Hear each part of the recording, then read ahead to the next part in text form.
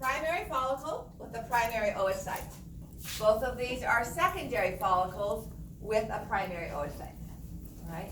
Now the follicular cells start to make a liqueur. Now, you guys didn't know that you had vaginas, and you women didn't know that your eggs got drunk.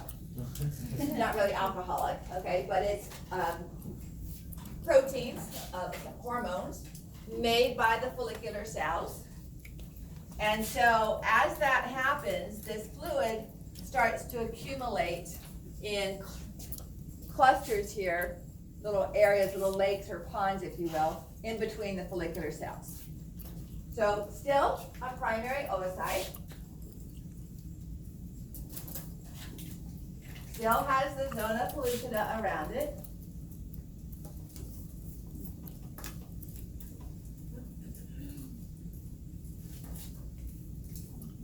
Now, around this time, follicular cells are starting to be called granulosa cells. I use either term. I want you to recognize either term. There's no specific thing that happens where they change from follicular to granulosa, okay? But you'll see that term. When we have several layers of these, you'll see them called either follicular cells or granulosa cells. It's one and the same. So let's create a patch of fluid, our liqueur.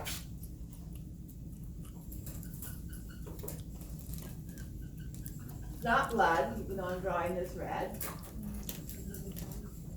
Secretions from those follicular cells.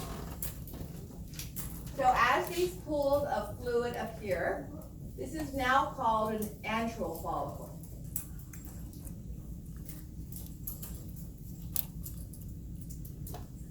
You might see the term tertiary, but I'm not going to use that. Okay, this is much more descriptive.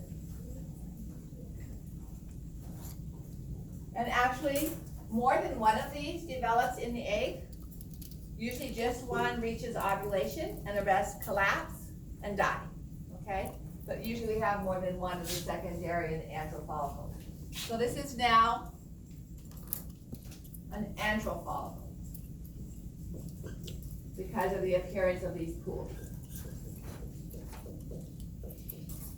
Sometimes they're a lot easier to see when we get to the antral follicle stage, but you will see flattened cells start to appear, forming a coat around the outside.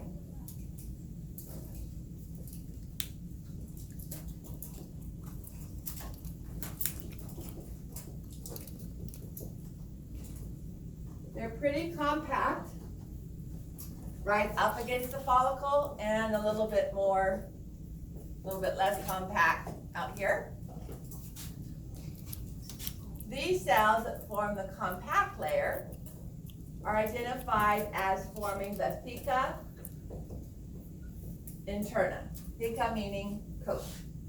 So this is the internal coat, and that's the only one we're going to be paying attention to. The more loosely arranged cells are more like fibroblasts, and these are called the theca externa. So, I just love the way this all flows together. Sorry about that. This is my eating my cake before the rest of the semester comes along. How would we relate this to homologous structures of the male?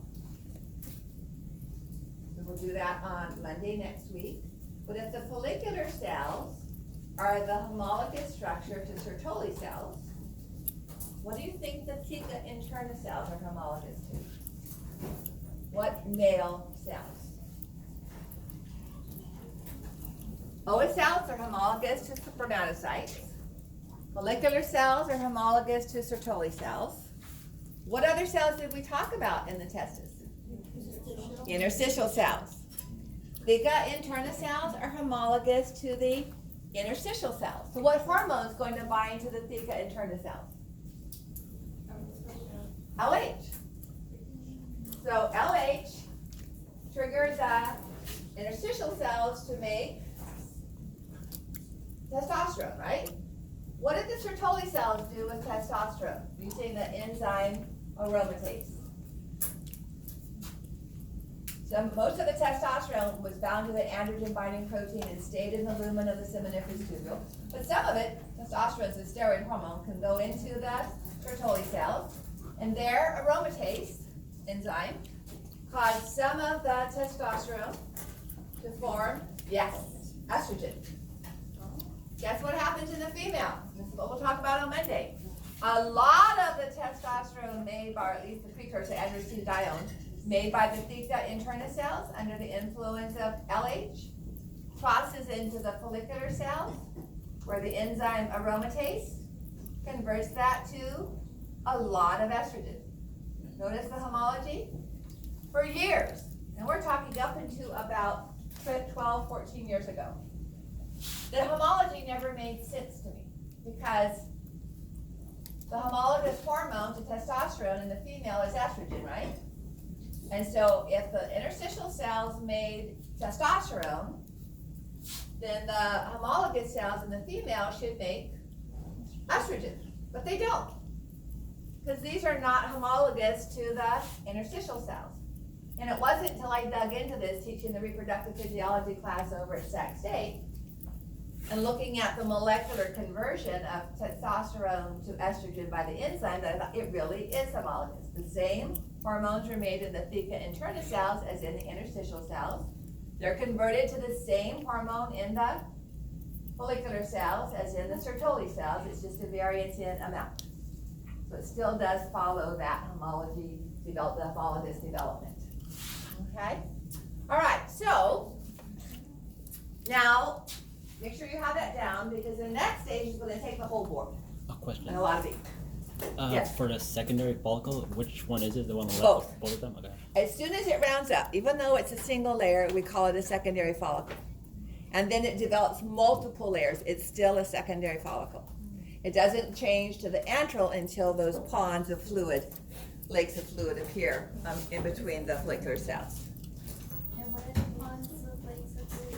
There are chemicals, secretions, precursors, some of the enzymes made by the follicular cells to the other hormones. They'll have some inhibin in it, okay, other stuff that the cell makes. All right, so usually just one of about 15 antral follicles will actually develop to a mature follicle, okay? And this mature follicle becomes huge. So this one has squamous? Its old name is a Graafian follicle, okay? This is the mature follicle here. So all of those antral spaces come together and form one large space. So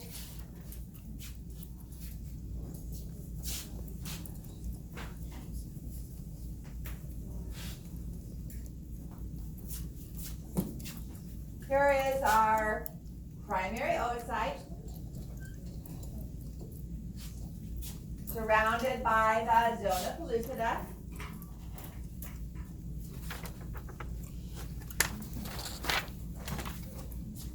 And then a single layer of follicular cells around most of that.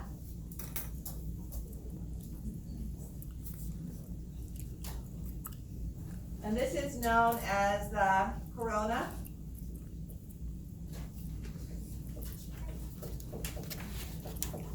Radiata. So those are those specialized follicular or granulosa cells that are immediately surrounding the oocyte. So here's the oocyte, and here are that's the corona radiata, okay? Those cells are going to leave with the egg when it's ovulated. Then the rest down here form a trunk, if you will, or egg cloud. So this is known as the cumulus oophrys. Cumulus, if you know your weather, is the term for cloud. So this is the cumulus oophrys, or egg cloud. And some of those cells will also leave when the egg is ovulated. And now, I don't want to use up all my ink, but the rest of these follicular cells then are surrounding this very large space.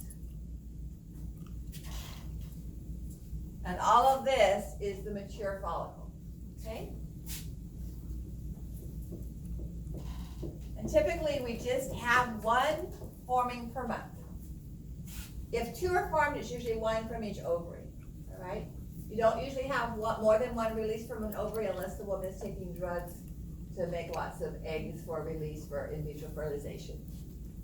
So the old name for this, just in case you happen to read it, I don't use it on exams,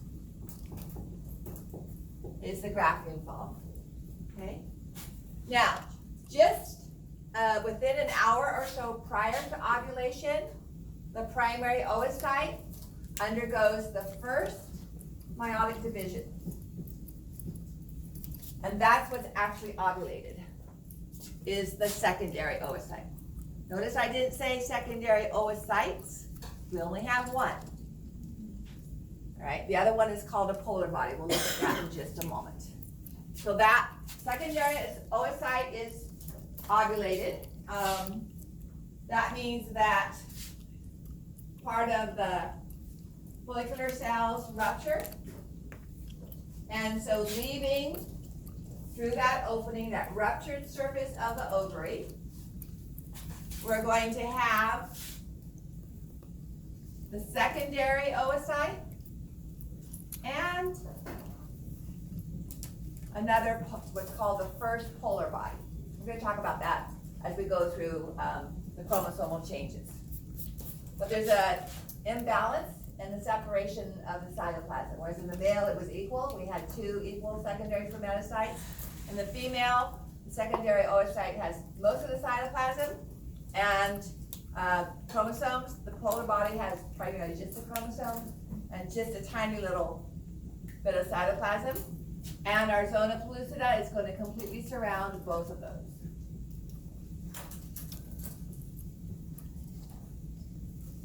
And then, of course, we have our corona radiata.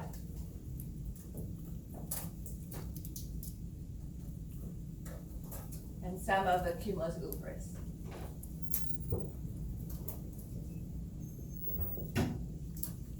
Okay.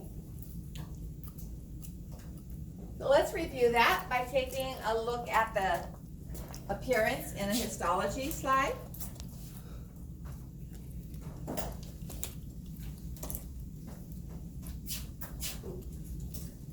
So here is a primary follicle. This would be the oocyte. This would be the nucleus and nucleolus, all right? And then just barely, if you can see, the flat cells that are the follicular cells surrounding a primary follicle. So in our ovary slides, you can see those. Then the secondary follicle contains at least one layer of cuboidal cells. What do you think is happening inside that cell as it changes from a flat cell to a cuboidal cell? If it was making proteins, it would be getting a lot of ribosomal ER and a lot of Golgi apparatus. But it's making estrogen. So it needs a lot of smooth ER. The cholesterol is being processed in the theca interna cells. Okay? So it's going to get a lot of smooth ER as it changes its volume from a squamous cell to a cuboidal cell. Then multiple ones of these is still a secondary. Here you can see some of the antral, the little spaces. So this is an antral follicle. And it says up there, so here you can see granulosa cells. That's what I wanted to tell you. Granulosa is the same as follicular.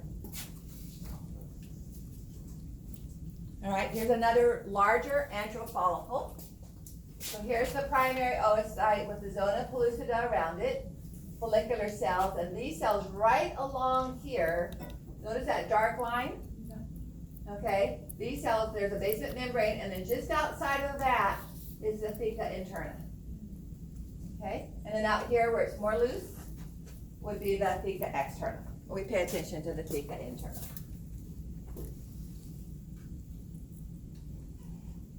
So there you can see the theca interna a little bit better. Okay, just outside that dark border.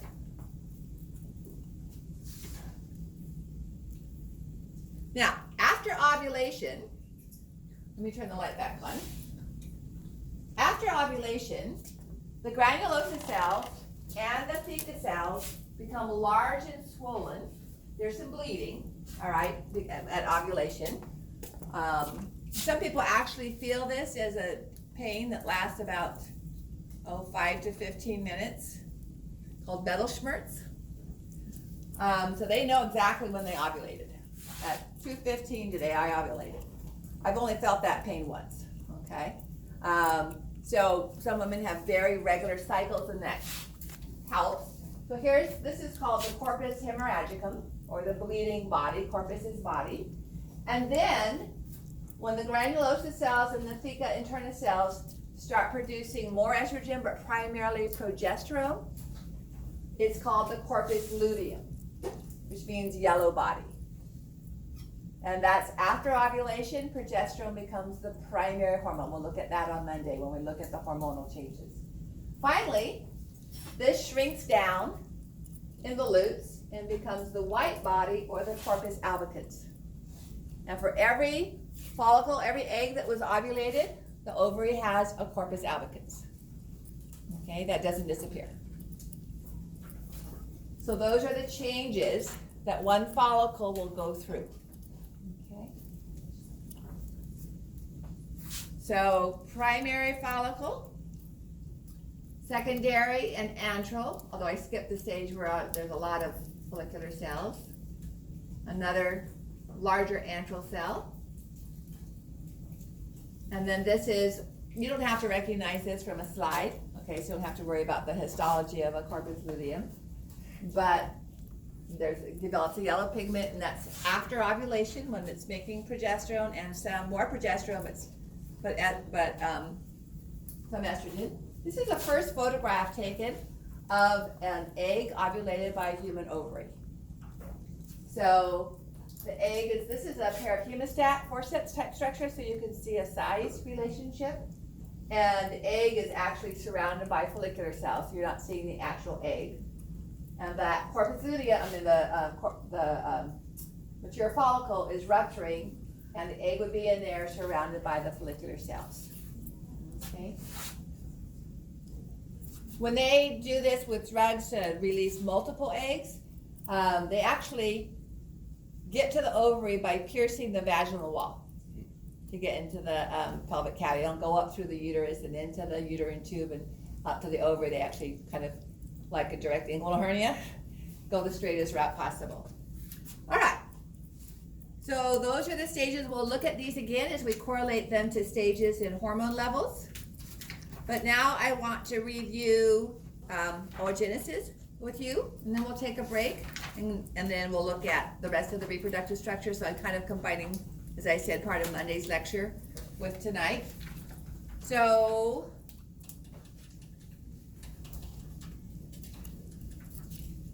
where am I here?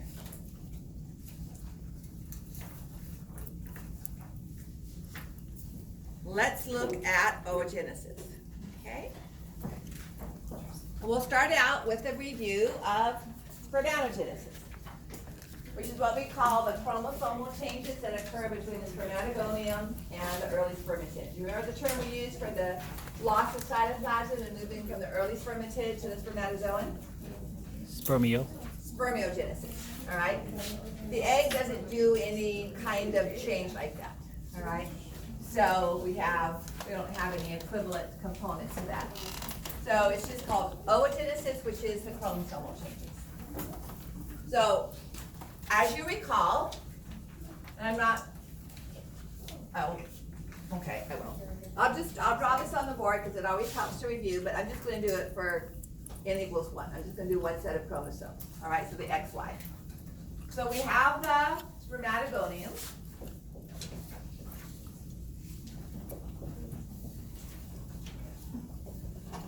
And we'll just look at the 23rd set. So we have the X, and we have the Y. And we've already done mitosis, so we're not worrying about that part, okay? Then it develops into the primary spermatocyte. What's the chromosomal pattern for our spermatogonium? 2N, just a regular 2N, no parentheses, okay? Then the primary spermatocyte replicates its DNA. The X replicates, the Y replicates, and we have our tetrad. Okay? At this time, with the close proximity of the tetrad, if you recall, we also do crossing over.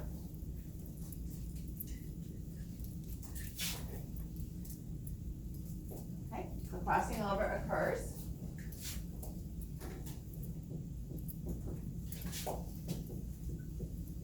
And what's our chromosomal pattern?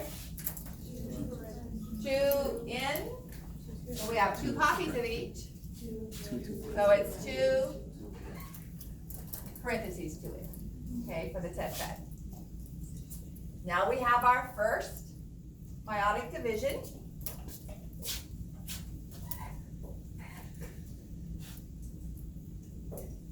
And we split our tetrad so that we have 2 Ys and 1 secondary spermatocyte as far as chromosomes are concerned, and the replicated X's in the other. So for the first time, it's no longer a diploid cell.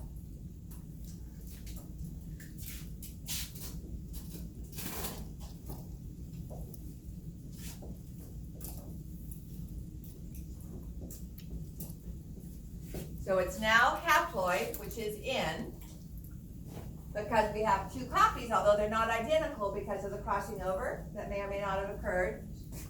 The chromosomal pattern is 2 parentheses in, okay? The N indicating is haploid, the 2 indicating we have a replicated chromosome. All right, and then finally, so that's here. And then finally that forms the second meiotic division.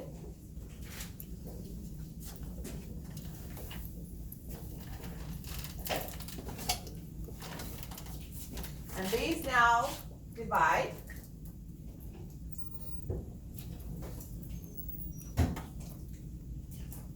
So we have just 1 X, not 2 X's. And we have just 1 Y, not 2 Ys. So we're still haploid, all right? But now we're just in 1 copy. So this would be the early or late spermatid or spermatozoa, because the rest of the changes are phenotypic. Okay? So hopefully this is becoming more and more familiar to you. Those same exact chromosomal changes happen in the egg. Right? The difference is in the distribution of the cytoplasm. So that's when we start talking about polar bodies. All right, but what's happening to the chromosomes and our designation of the chromosomal pattern is exactly identical to this. So I'm going to erase it now, and we will look at what happens with the egg in oogenesis.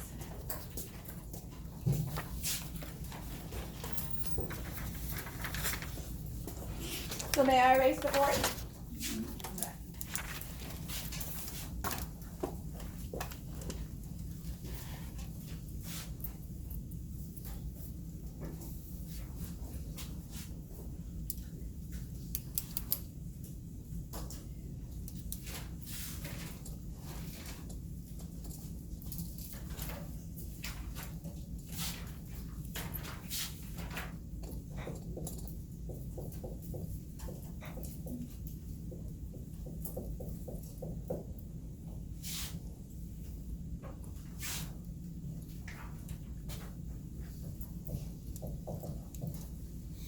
We have an oogonia.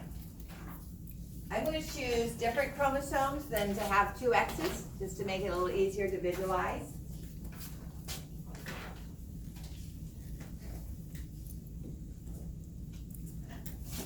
All right, so in the fetus, this is an going to undergo mitosis and make more and more oogonia. We have hundreds of thousands of them, but many of them die. So by the time the female is born, she has about 300,000. But they're not oogonia. Because still in fetal life, the oogonia progress to primary oocytes, which involves the same process of formation of tetrads.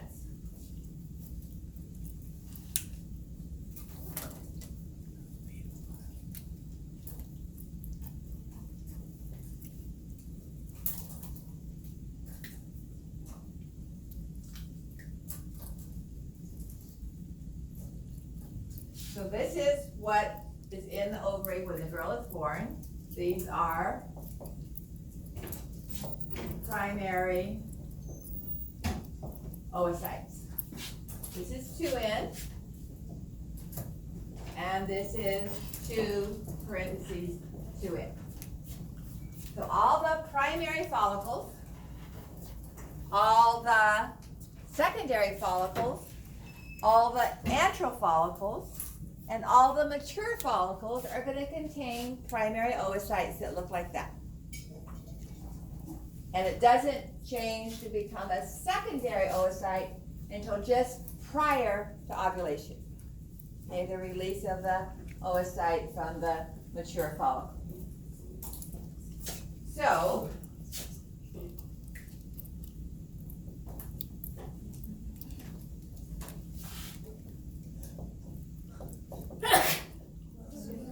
at ovulation, just prior,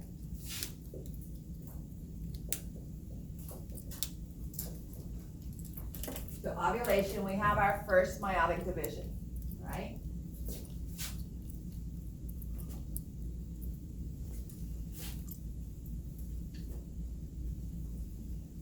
This is our secondary oocyte. Actually, I'm going to switch it, sorry, so I can keep writing the major terms over there.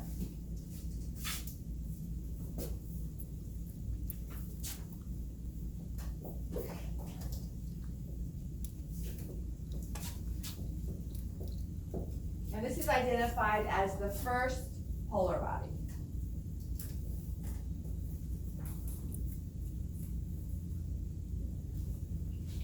So we're going to split this in half.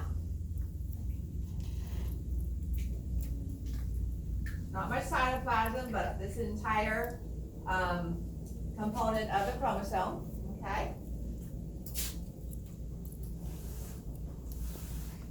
Again, it's totally random, whether it was the dad's contribution or the mom's contribution that remains in the secondary oocyte. So what's our chromosomal pattern for the secondary oocyte, our first haploid cell? 2 parentheses in. So it's our first haploid cell, but we still have 2 copies of that particular chromosome. What's the chromosomal pattern for our first polar body? Same thing. The only difference is we have less cytoplasm, okay? So it's the same thing that happens with our secondary spermatocyte. We just don't have very much of the organelles and the cytoplasm in there. So this is still going to be 2 parentheses in, right? So that is what is released from the corpus, from the egg. It's missing the corona radiata, but this one unfortunately isn't showing the polar body. But this would be a secondary oocyte in here, and this would be a 2 parentheses in. This one doesn't show the corona radiata, but it shows the zona pellucida, and that would be the first polar body. This would be 2 parentheses in as the secondary oocyte, and that would be 2 parentheses in as the first polar body. Okay, yes? What exactly is a polar body? It's that small cell. Oh, really? That's all, it's just uneven cell division. All right, and then that is how the cell moves into all the zona pellucida, all the corona radiata. That's what moves into the oviduct, and it stays that way until a sperm penetrates the zona pellucida and its head enters through the plasma membrane of the secondary oocyte. Okay? So if fertilization occurs, so here's an ovulated cell. If fertilization occurs, then that secondary oocyte will undergo another cell division. Typically, the first polar body does not. Okay? I've shown distance here, but as you can see in the model, they're actually right next to each other. So what we have occurring, as we'll look at next week, is the secondary oocyte, the first polar body, and this would be 2 parentheses in, and that would be 2 parentheses in, surrounded by the zona pellucida and the follicular cells, and the sperm coming along usually goes opposite the polar body. Actually comes inside, like along the side like this. And what is the chromosomal pattern of the sperm? Just in, okay? So now this is just in, but the egg is 2 parentheses 2 in. That's not gonna be viable to have a 3 in cell, all right? Although sometimes there is an XXY or an XYY, so trisomy of 21 is Down syndrome. That's what happens. So there happened to be an incomplete separation of the secondary component for that chromosome.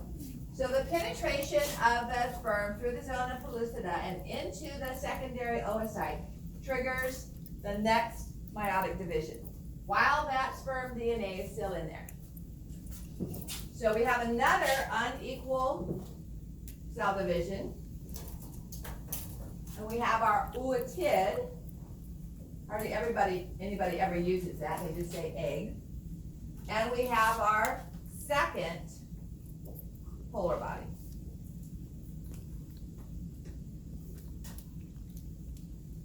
So what we do is this now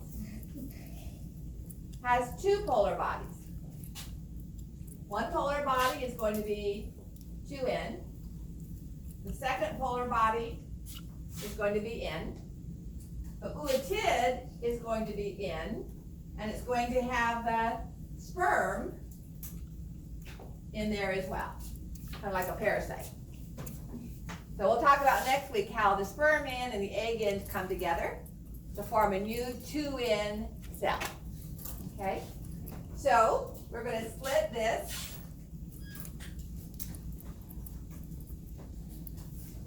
And the other one will end up in here. This is big, I'm just drawing it tiny because I don't have room.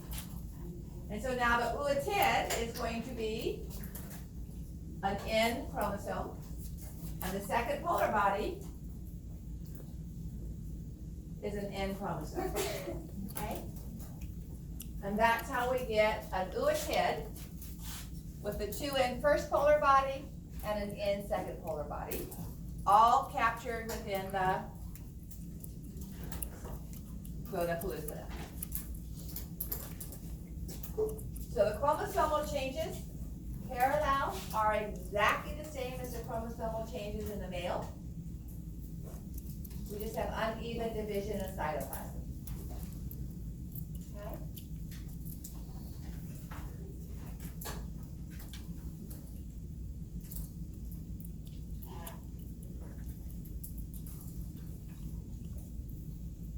All right, so let's stop there and take a break. Yes, question? For that 2 N on top, there's two parentheses for the N. This is, oh, sorry, this should be 2 parentheses. Thank you. Sorry. Yeah, I appreciate that. Same as that one. Yeah, so this should be the first polar body is 2 parentheses in, not just 2 plain in. Okay. The leftover from this one. So the first polar body is 2 parentheses in, second polar body is just in. So now we've had a whole bunch of cells that they show up on that list on your exam to provide the chromosomal pattern. Remember I said there would be a table? And I'll give you the N group, 2 parentheses, 2 in, 2 parentheses in, 2, just in, but not in the correct order. I'll just say these are your choices, those 4 patterns. So if it's an oogonia, gonna be 2 in. If it's a second polar body, it's gonna be in. If it's a secondary oocyte, it's gonna be 2 parentheses in. Okay, so you just kind of have to, it would be helpful to just write that out. You can have scratch paper, I can give you, you can't bring it with you, but I can give you scratch paper. You can use the back of the exam if it's not printed on, and kind of follow that through, so you're not having to rethink it each time you answer a question relevant to that. Okay? All right, why don't you guys come back at 5 after, and we'll go, but this is all great. So let's look at the oviduct now, okay?